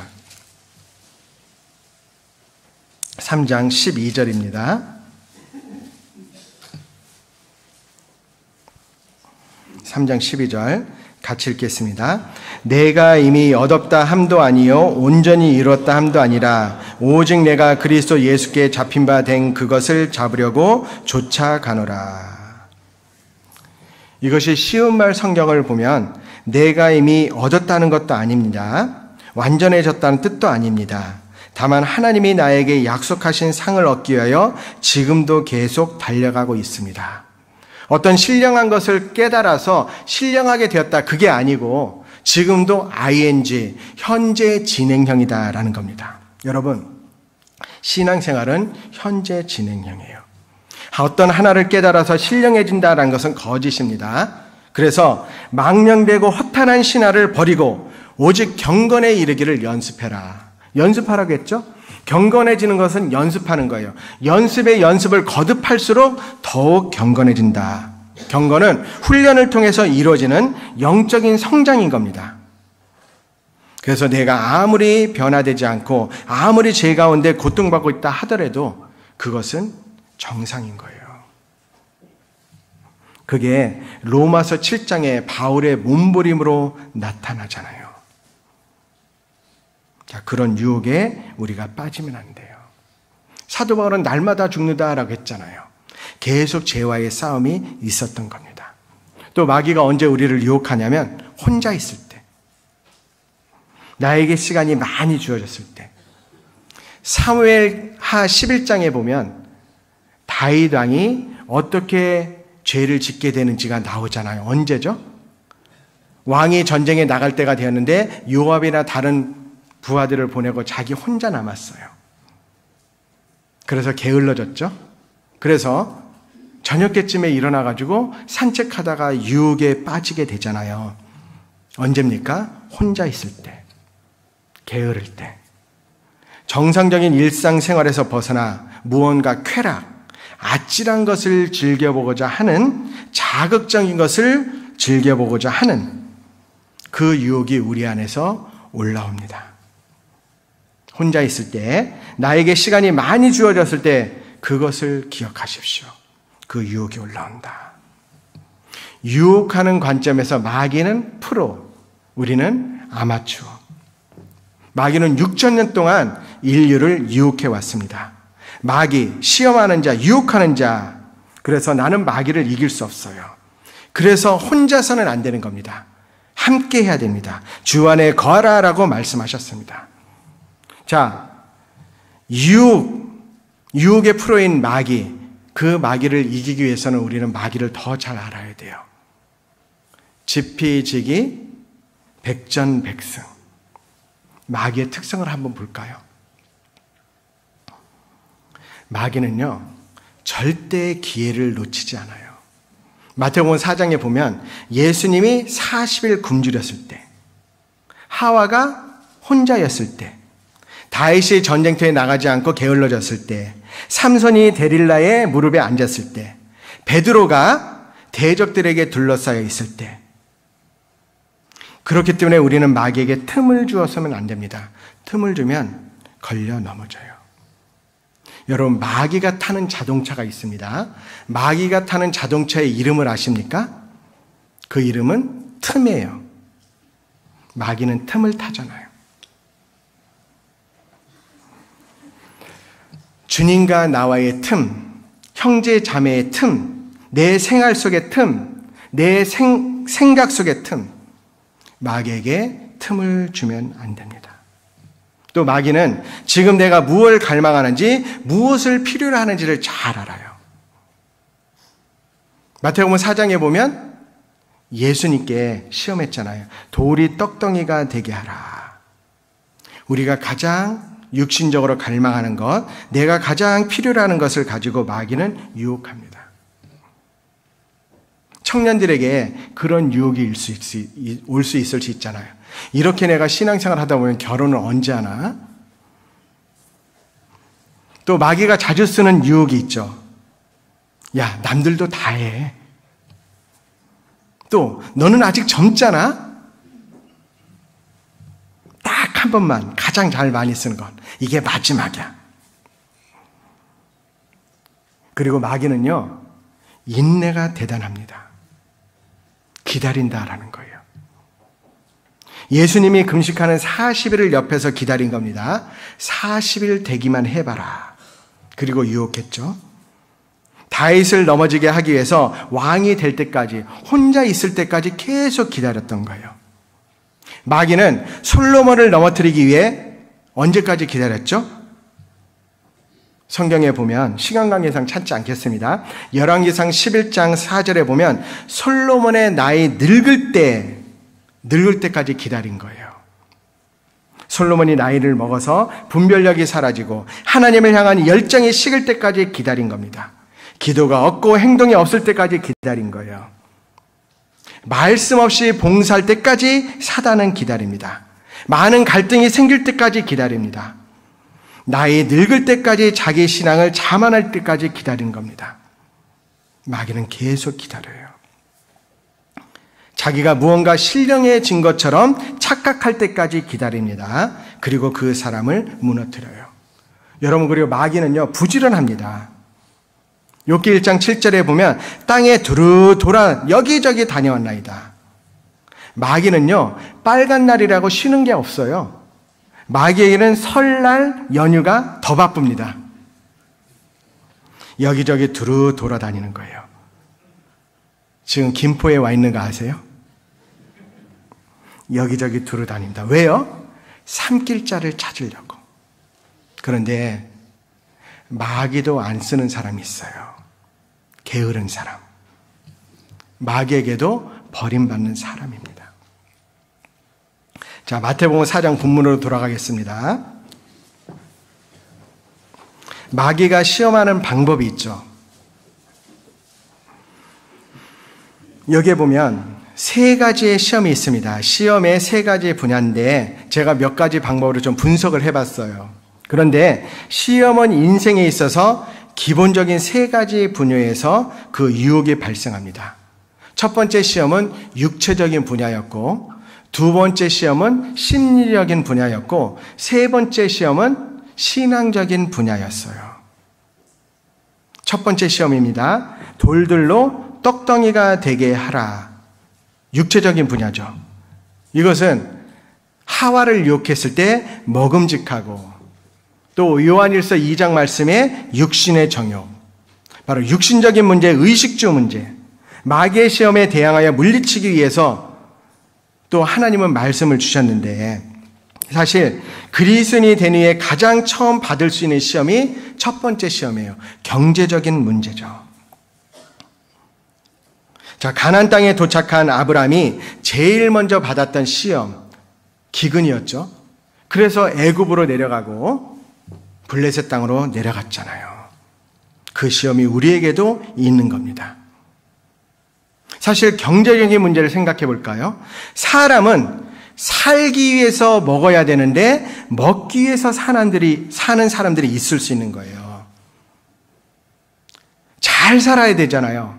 잘 살아야 되는 기준이 잘못되어 있을 때 유혹을 받아요. 여러분 잘 사는 게 뭐죠? 여러분 잘 살고 계세요? 더 잘 입고 더 잘 먹고 좋은 곳에 사는 것이 잘 산다라고 여기는 것. 그래서 잘 살기 위해서 아침부터 저녁 늦도록 헛된 일에 분야하고 피곤하고 지친 삶을 살아가게 됩니다. 그런데 그리스도인은 거기에 앞서서 하나님의 입으로 나오는 말씀으로 살아야 돼요. 하나님의 말씀이 역사하는 삶 가운데 사는 것이 잘 사는 거예요. 음식이 몸을 살리듯이 하나님의 말씀은 내 영혼을 살립니다. 몸보다 더 중요한 것이 영혼이다라고 하면서 영혼이 잘 살고 계십니까? 그리고 두 번째 시험은 바로 성전 꼭대기에서 뛰어내리라 라고 시험합니다. 이것은 심리적인 분야인데 보암직도 하고 안목의 정욕이죠. 모든 것을 다 가지려는 욕심, 정욕. 마귀는요, 하나님보다 더 높아지려는 교만한 마음을 불어넣는 거예요. 왜? 마귀 자체가 하늘보다 더 높아지려고 해서 쫓겨난 존재잖아요. 그런데 이 마귀가 참 재밌는 것은 예수님을 시험하기 위해서 하나님의 말씀을 인용했다라는 거예요. 그렇게 시험을 했죠. 그래서 육신적인 그런 시험, 그 시험의 결과가 어떻게 되죠? 압살롬, 아도니아가 망한 것을 우리는 알 수 있습니다. 그리고 세 번째 시험은 뭐냐면 내게 엎드려 경배하면, 이건 신앙적인 분야입니다. 지혜롭게 할 만큼 탐스럽기도 하다. 이생의 자랑, 이 세상의 출세, 자존심, 명예심, 마귀의 시험에 대항하여 물리치기 위해 인용하신 말씀이 있는데, 그것은 내 하나님 여호와를 경배하고 다만 그만 섬길 것이다. 마귀는 최종적으로 자기에게 엎드리기를 원하잖아요. 세상적인 것, 세속적인 것, 육신적인 것으로 자기를 경배하기를 유도합니다. 그게 마귀의 궁극적인 목표예요. 자기 이름을 세상에 내는 것 같지만 결국은 마귀의 종이 되는 겁니다. 그게 잘 설명되어 있는 것이 게테의 파우스트라는 책에 나오잖아요. 결국 내가 너한테 필요한 거 다 줄 거니까 네가 죽을 때 네 영혼만 나에게 달라고. 마귀는 지금도 이 세 가지를 가지고 우리를 유혹하는 거예요. 근데 그 세 가지 시험이 있는데 이것을 남은 시간 좀 더 깊이 한번 생각해 보겠습니다. 4장 3절 같이 읽겠습니다. 시험하는 자가 예수께 나와서 가로되 내가 만일 하나님의 아들이여든 명하여 이 돌들이 떡덩이가 되게 하라. 이거는요, 유혹하는 게 마귀는 의심으로 유혹하는 거예요. 야, 네가 하나님의 아들이면 이것도 못해? 네가 하나님의 아들이라면 너는 왜 그렇게 사냐? 네가 하나님의 아들이라면 너는 왜 변화가 안 되냐?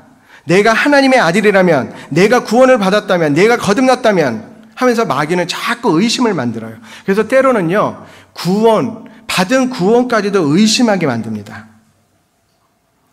하와를 넘어뜨렸던 최초의 도구가 뭐죠? 의심이에요. 참으로 동산의 모든 실과는 먹지 말라 하더냐. 참으로 진짜 의심이잖아요. 확신을 흔들어 놓는 거예요. 말씀, 교회, 구원, 일꾼들을 의심하게 하는 겁니다. 마귀는 하나님이 주신 능력과 은혜를 자신을 위해 쓰라고 유혹하는 거예요. 자, 4장 3절의 말씀에 보면 무엇으로 유혹했습니까? 무엇으로 시험했죠? 떡이잖아요. 여러분 한번 생각해 보세요. 고작 이걸 예수님께 시험이라고 하는 겁니까? 우주를 만드신 창조주가, 그 하나님이 예수 그리스도인데 돌을 떡으로 못 만들어요? 그걸 모르고 마귀가 유혹했을까요? 마귀도 알아요. 예수님이 돌을 떡으로 만들 수 있다라는 사실을 마귀는 알고 있기 때문에 시킨 거예요. 그럼 왜 시험했을까요? 돌을 떡덩이가 되게 하라라는 시험은 하나님이 주신 재능, 하나님이 주신 능력, 하나님이 주신 은혜를 떡 만드는 데 사용하라는 거예요. 그게 바로 사단의 유혹입니다. 이 시험은 오늘날 우리에게도 있습니다. 하나님이 주신 건강, 하나님이 주신 시간, 하나님이 주신 재능, 하나님이 주신 은혜들을 오직 떡 만드는 데, 먹고 사는 데만 매여 살게 만드는 겁니다. 하나님이 주신 능력과 은혜로 떡을 만들라라는 거예요. 교회가 어찌됐든, 구역의 형제자매가 어떤 고통 중에 있는지 관심은 없습니다. 복음이 어떻게 전해지는지 전혀 신경 쓰지 않아요. 그들과 어떤 고통을 나눌지, 내게 있는 것을 어떻게 나누어서 그들과 함께 기쁨과 아픔을 함께 할지, 그것엔 관심이 없어요. 그저 하나님이 주신 많은 재물들을 가지고, 은혜들을 가지고 떡을 만드는 데만 온통 내 마음과 정열을 써버리는 것. 그게 돌을 떡덩이가 되게 하라는 시험이에요. 우리는 어떻습니까? 내게 주신 많은 환경이 있습니다. 내게 주신 많은 은혜가 있어요. 직장이 있고, 가정이 있고, 건강이 있고, 젊음이 있고, 시간이 있고, 물질이 있고. 우리는 그 모든 것을 무엇을 위하여 사용하고 계십니까? 행여라도 떡 만드는 데 더 많은 관심이 있다면 무엇을 먹을까? 무엇을 마실까? 무엇을 입을까? 거기에 더 많은 관심을 갖고 있다면 회개해야 됩니다. 그리고 우리는 그 시험에 넘어갔구나 생각하셔야 돼요. 하나님이 주신 능력을 자기 자신만을 위해서 사용하라. 그게 마귀의 시험이었어요. 나누고 섬기는 것이 아니고 내 가족, 나의 것만. 여러분, 물질을 주신 이유, 목적이 뭐죠? 불의의 제물로 영원한 천국에 갈 수 있는 친구를 사귀라고 주신 거잖아요. 우리에게 물을 주시는 이유가 뭐죠? 냉수 한 그릇이라도 나눠 먹으라고 주신 것이잖아요. 우리에게 시간을 주신 이유가 뭐죠? 내 양떼의 형편을 부지런히 살피며 내 숫대에 마음을 두라고 주신 거잖아요. 그리고 두 번째, 4장 5절에 보면 이에 마귀가 예수를 거룩한 성으로 데려다가 성전 꼭대기에 세우고 네가 하나님의 아들이라면 뛰어내리라 라는 겁니다. 그러면 하나님이 지켜줄 것이다. 시편 91편 11절 12절의 말씀을 인용했잖아요. 그럼 천사들을 보내서 부딪히지 않게 해줄 것이다. 이거와 마찬가지로 우리도 우리 자신이 하나님을 시험할 때가 있어요. 그래서 구원을 의심하는 사람 중에, 구원 의심이 생긴 사람 중에 이런 사람이 있더라고요. 어디서 쓸데없는 루머를 들은 거예요. 그게 뭐냐면 구원받은 사람은 무당에게 가서 점을 보면 점괘가 안 나온다. 그런 루머를 들은 겁니다. 그래서 나 구원 의심 드는데 그래, 내가 구원 받았는지 확인해 봐야겠다. 내가 구원을 받았다면 무당 앞에 가서 점을 보면 점괘가 안 나오겠지. 여러분, 이걸 아셔야 돼요. 점 보는 사람 중에 귀신 들려 점 보는 사람도 있지만 사이비 점쟁이도 있습니다. 사이비 점쟁이인지 알아요? 그 사람 앞에서 점을 보면 그리스도인들도 점괘가 나와요. 그 시험에서 어떻게 벗어나려고요? 또 어떤 사람은 자기 구원을 확신하려고 일부러 죄를 짓습니다. 왜요? 하나님의 아들은 반드시 뭘 줘요? 징계가 있으니까. 징계가 없으면 사생자의 참아들이 아니구나. 그러면 내가 구원을 받았는지 테스트해봐야지. 큰 죄를 짓는 거예요. 가장 큰 징계가 뭔지 아세요? 내버려 두는 거예요. 로마서 1장에 보면 내어버려 둔다는 것이 3번 나옵니다. 징계를 주었는데 징계인 줄 모르고 더 큰 징계를 바라는 자식에게는 하나님이 내버려 둬요. 그게 더 큰 징계입니다. 가장 무서운 징계죠. 또 마귀는요, 너의 영광을 드러내라 라고 유혹합니다. 뛰어내리라. 너의 영광을 드러내라. 생각해 보세요. 예수님께서 그 성전 꼭대기에서 뛰어내렸다면 예수님의 사역과 예수님의 계획은 완전히 그냥 끝나는 거예요. 처음부터 드러나는 거잖아요. 하나님의 계획을 깨는 거예요. 그래서 우리의 모든 영광은 오로지 하나님께만 돌려야 됩니다. 1600년대에 영국의 신앙이 쇠퇴했을 때 영국의 신앙 개혁을 위해서 1643년 웨스터민스터 교회당에서 많은 성도들이 모여서 웨스터민스터 신앙 고백서를 만들었어요. 근데 그 신앙 고백의 첫 번째 목적이 나와 있는데 사람의 목적이 뭐냐? 그리스도인의 목적이 무엇이냐? 하나님을 영화롭게 하고 영원히 그분을 즐거워하는 것. 그것이 사람의 제일 첫 번째 되는 목적입니다. 여러분, 내 인생의 첫 번째 목적이 무엇입니까? 하나님을 영화롭게 하는 거예요. 그리고 그분만을 즐거워하는 것. 그것이 내가 살아가는 목적입니다. 또 4장 9절입니다. 가로되 만일 내게 엎드려 경배하면 이 모든 것을 내게 주리라. 이 마귀는 다른 것을 섬기라고 유혹합니다. 하나님 말고 다른 것을 경배하라. 하나님 말고 다른 것을 앞세워라. 사실 오늘날 이 시대를 보면 하나님보다 앞세우는 것이 얼마나 많이 있습니까? 우리 주님은 경고하고 계셔요. 6장 24절입니다.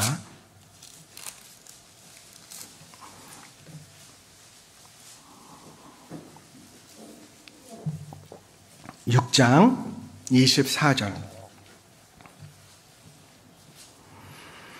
같이 읽겠습니다. 한 사람이 두 주인을 섬기지 못할 것이니 혹 이를 미워하며 저를 사랑하거나 혹 이를 중히 여기며 저를 경히 여김이라. 너희가 하나님과 재물을 겸하여 섬기지 못하느니라.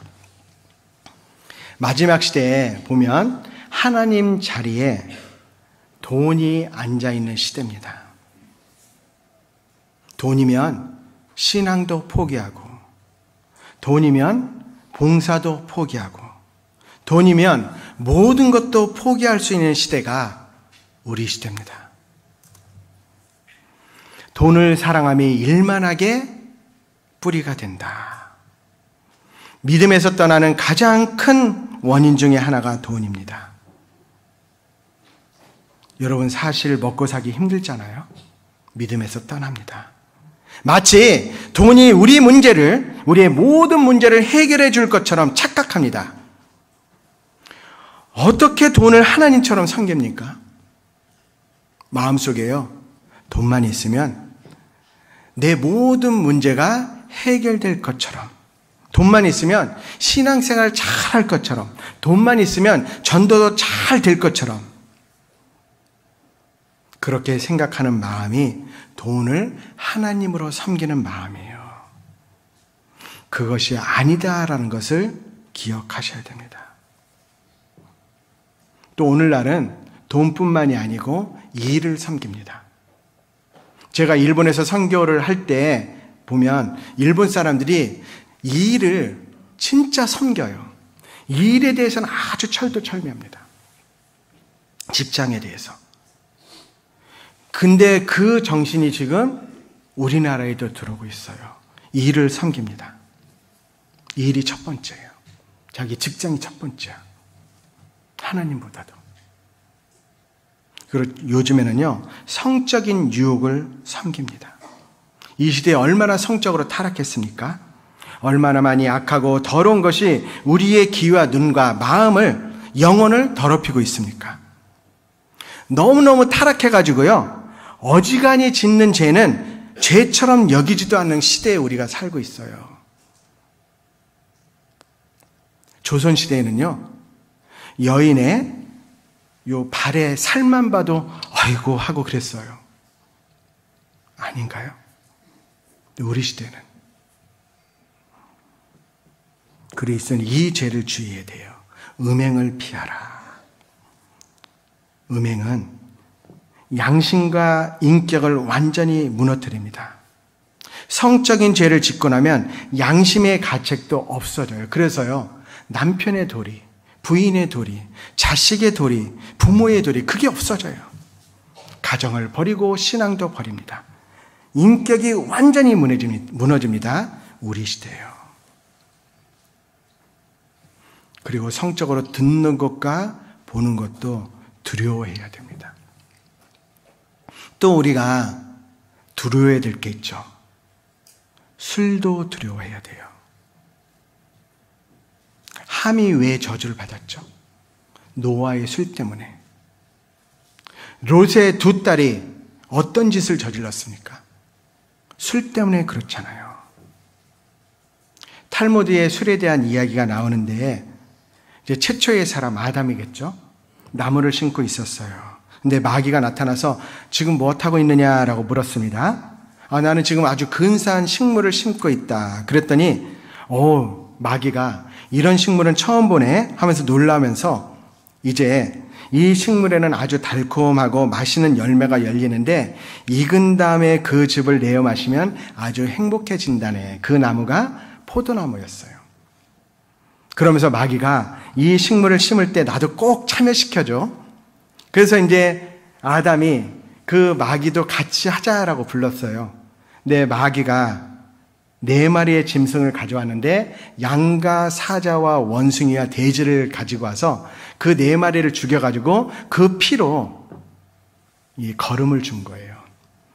그래서 거기에서 포도나무가 나오고 포도주의 탄생의 어떤 기원을 말하는 이야기거든요. 그래서 사람이 술을 먹잖아요.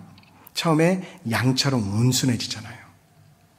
술을 더 마시면 사자처럼 사나워집니다. 술을 더 마시면 원숭이처럼 괜히 춤추고 재롱을 핍니다. 술을 더 마시면 돼지처럼 토하고 더러운 것에 막 뒹굴고. 그게 술이에요. 술이다라는 것은 마귀가 사람에게 준 선물이기 때문에 술의 별명이 있죠. 마귀의 대리자.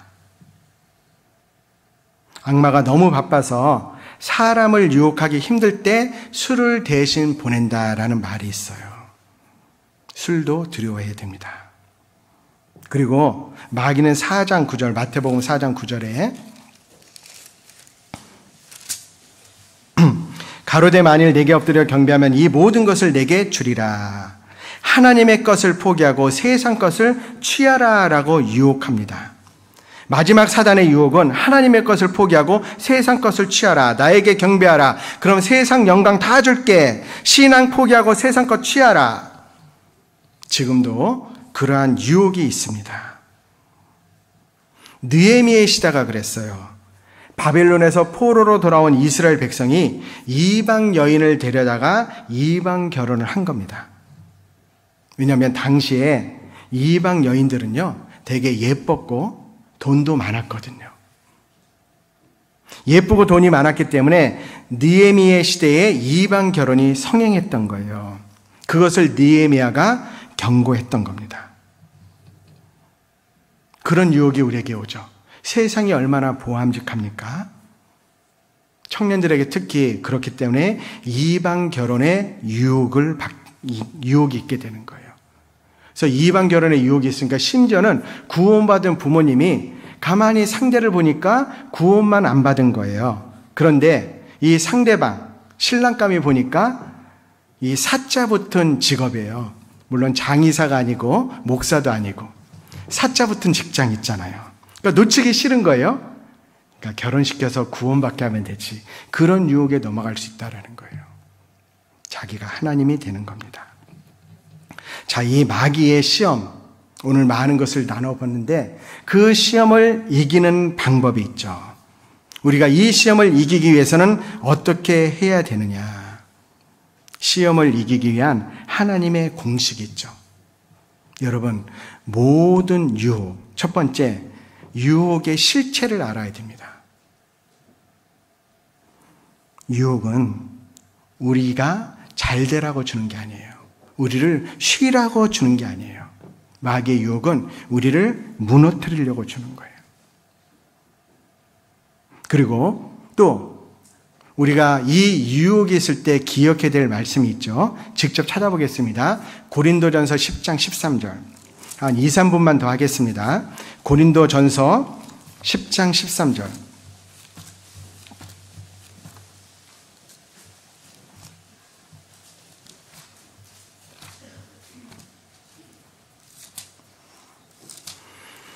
고린도전서 10장 13절 같이 읽겠습니다. 사람이 감당할 시험 밖에는 너희에게 당한 것이 없나니 오직 하나님은 미쁘사 너희가 감당치 못할 시험 당함을 허락지 아니하시고 시험 당할 즈음에 또한 피할 길을 내사 너희로 능히 감당하게 하시느니라. 이 고린도전서 10장 13절의 말씀을 가만히 보면 그 어떤 시험도 특별한 것이 없다라고 말씀하시는 거예요. 우리가 직면하게 되는 모든 시험들은 다른 사람들도 당하는 것이다. 우리가 왜 나만 겪는 시험이냐? 우리가 특별한 문제에 직면하고 있다라고 생각하는 경우 우리는 거기에 굴복하고 패배할 수밖에 없지만 세상에 있는 너희 형제들도 동일한 고난을 받음이라라고 하신 말씀처럼 다 똑같이 겪는 시험이고 고난이고 유혹이다라는 거예요. 그리고 이 구절에 담겨있는 또 하나의 진리의 말씀은 하나님께서 우리에게 감당할 수 없을 만큼의 큰 시험은 결코 허락하지 않으신다라고 약속하신 겁니다. 사단이 우리를 유혹할 때 그는 단지 하나님께서 만드신 틀 안에, 그 틀은 뭐죠? 우리가 감당할 수 있을 만큼만 유혹을 한다는 것을 기억하셔야 돼요. 하나님께서는 우리의 인내력의 한계를 넘어서는 시험을 당신이 당하도록 허용하지 않으심을 믿으라라고 한 믿음의 선진이 말했어요. 맞습니다. 감당할 시험만 주신다라는 것. 그리고요, 우리가 여러 가지 유혹과 시험이 있는데 그 시험을 한번 이겼다라고 해서 끝나는 게 아닙니다. 마귀는 포기하지 않아요. 누가복음 4장에 보면 마귀가 모든 시험을 다한 후에 얼마 동안 떠나니라 또 온다라는 거예요. 언제까지? 우리가 주님 앞에 갈 때까지. 계속되는 시험이 있고 유혹이 있기 때문에 그래서 우리는 깨어 있어야 됩니다. 그리고요, 이 마귀가 시험할 때 마귀도 성경을 잘 알아요. 예수님을 시험할 때 시편 91편 11절 12절을 인용했잖아요. 거기에 심지어는 암송까지 했어요. 여러분 지금부터 암송해 보겠습니다. 시편 91편 11절 11절 암송하겠습니다. 시작. 마귀는 암송까지 했다니까요. 지금도 마귀는 성경을 이용해서 우리를 미혹할 수도 있어요. 거짓된 교리를 통해 잘못 인용하는 겁니다. 그렇다면 우리가 얼마나 더욱 성경을 봐야 되겠습니까? 마귀를 이기는 방법은 뭐였죠? 기록되었으되 예수님이 가라사대. 마귀가 제일 싫어하는 말이 있어요. 기록되었으되 가라사대. 그러면 마귀가 제일 좋아하는 말이 뭔지 아세요? 내 생각에는, 내 경험으로는 마귀가 제일 좋아하는 말입니다. 그렇다면 우리가요, 이제 내 생각과 내 경험을 버리고 늘 하나님의 말씀을 묵상하고 암송하고, 주일 말씀, 수요 말씀, 전도 집회를 내가 다 아는 것 같지만 듣고 또 들어야 하는 이유가 우리 마음에 새기기 위해서 그런 거예요. 그래서 이 성경을 덮어도 입술에서 말씀이 나올 수 있도록, 최근에 교제에 갔는데 한 형제님이 습관을 들이셨대요. 성경 말씀을 암송해야겠다. 그래서 틈만 나면 암송하시는 거예요. 그분의 간증이 너무 귀했어요.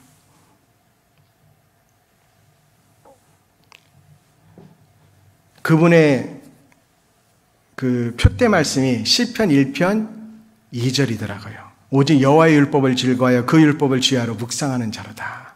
우리 그러한 사람이 되어야 됩니다. 우리는 듣고 읽고 암송하고 계속 묵상해야 돼요. 자, 마지막 말씀을 하겠습니다. 에베소서 4장 22절.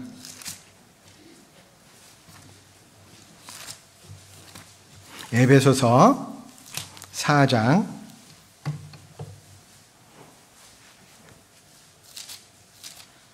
22절, 23절입니다.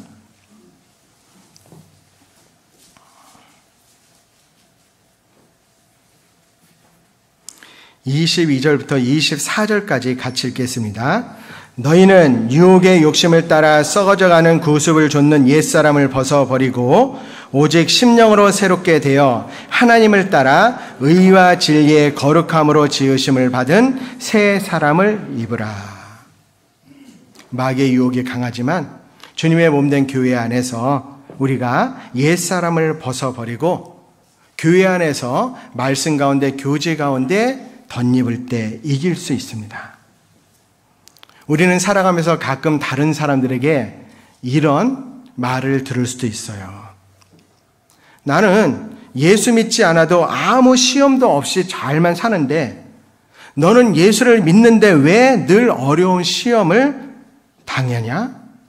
그럴 바엔 차라리 믿지 않는 게 낫겠다. 그런 말을 들을 때도 있을 거예요. 그런 조롱을 받을 수도 있습니다. 네, 여러분, 사냥꾼이 나갔는데 2마리의 사슴이 있어요. 한 마리를 딱 쐈는데 그 사슴은 즉사하고 한 마리는 다리에 맞아서 피 흘리면서 도망갔어요. 여러분 어느 것 쫓아갈래요? 여러분이 사냥꾼이라면. 죽은 사슴 쫓아가요, 안 쫓아가요? 죽었으니까 끝났잖아요. 피 흘리고 도망가는 사슴을 따라갈 겁니다. 맞죠? 마찬가지로 시험이 없는 것은 영혼이 죽어 있기 때문에 그런 거예요. 왜 우리에게 시험과 유혹이 있습니까? 내가 살았기 때문에. 마귀의 시험과 유혹이 있다라는 것은 내가 살았고 나에게 생명이 있다라는 증거가 되는 거잖아요. 그렇다면 이제 우리는 하나님의 뜻대로 살려는 사람에게 마귀의 방해와 유혹이 있다는 것을 기억하고, 왜 유혹이 있죠? 생명이 있기 때문에, 살아있기 때문에. 그래서 마귀의 유혹을 말씀으로 기록되었을 때 그것으로 극복하셔서 2020년을 살아있는 그리스도인으로 살아가기를 간절히 원합니다. 기도하겠습니다. 하나님 아버지, 감사드립니다. 오늘 말씀을 통해서 마귀의 계계를 더욱 깊이 할 수 있는 은혜를 베풀어 주신 것 감사드립니다. 우리 가운데 늑대가 피 묻은 칼을 빠른 것처럼 점점 그 마귀의 유혹에 빠져들어가는 형제자매님들이 있다면 오늘의 말씀이 마음에 새겨져서 그곳에서 벗어날 수 있도록 도와주시고, 그래서 남아있는 인생은 마귀의 계계를 물리치고 승리하는 삶을 살아가는, 오로지 하나님의 기쁨만을 위해서 살아가는 우리가 될 수 있도록 도와주시옵소서. 남아있는 인생 주님께 의지합니다. 또 이번 한 주간 진행되는 유초등부의 천국잔치 주님께서 함께하여 주셔서 말씀 전하시는 김세훈 목사님 영육간의 강건함을 주시고, 또 기도하는 많은 영혼들 모두 다 참석해서 구원으로 인도될 수 있도록 도와주시옵소서. 수고하는 손길 즐거움으로 기쁨으로 주님께 영광 돌리는 한 주가 될 수 있도록 도와주시옵소서. 오늘의 남아있는 시간 주님께 의지하며 언제나 우리를 사랑하시는 우리 구주 예수님의 이름으로 기도드립니다. 아멘.